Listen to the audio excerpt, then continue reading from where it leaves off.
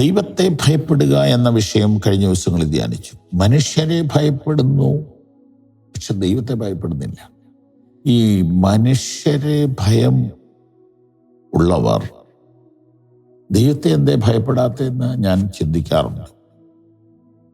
അതിൻ്റെ കാര്യം നിസ്സാരമാണ്. ദൈവത്തെ നാം കാണുന്നില്ലല്ലോ. ദൈവത്തിൻ്റെ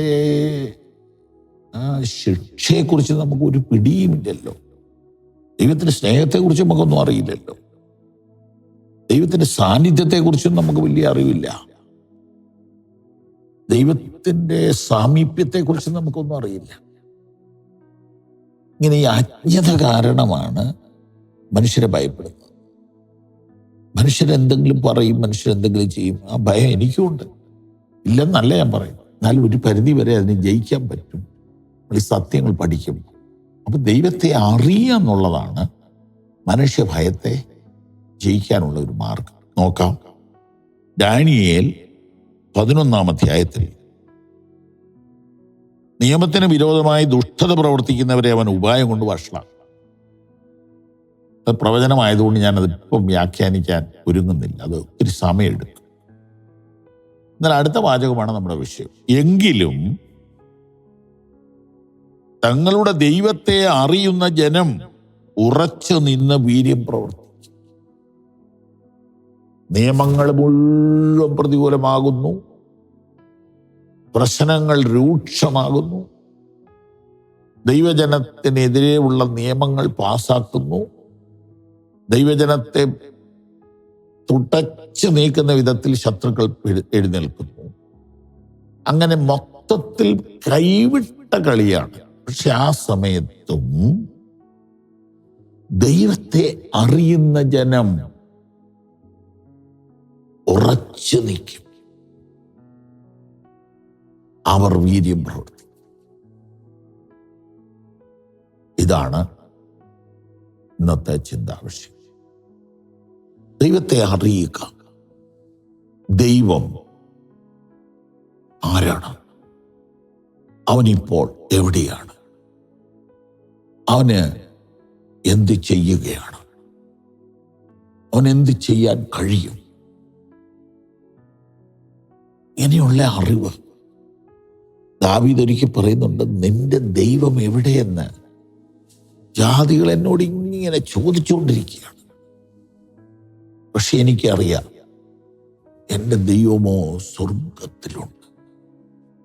അവൻ തനിക്ക് ഇഷ്ടമുള്ളതൊക്കെ ചെയ്യും. എന്നെ രക്ഷിക്കാൻ അവന് കഴിയും.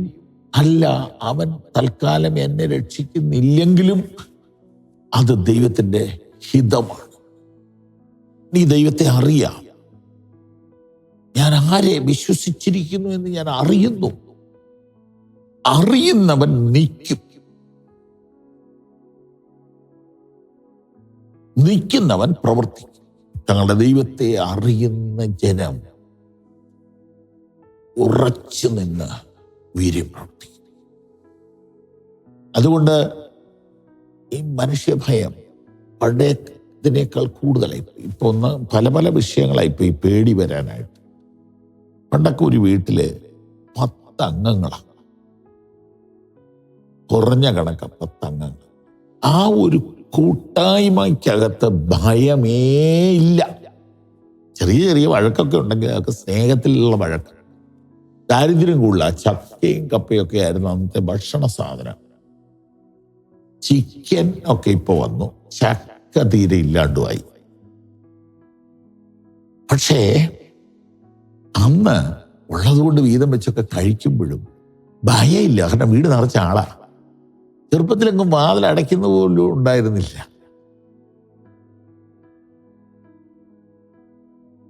അങ്ങനെ ഒരു വീടെന്ന് പറഞ്ഞ ഒരു സൈന്യ.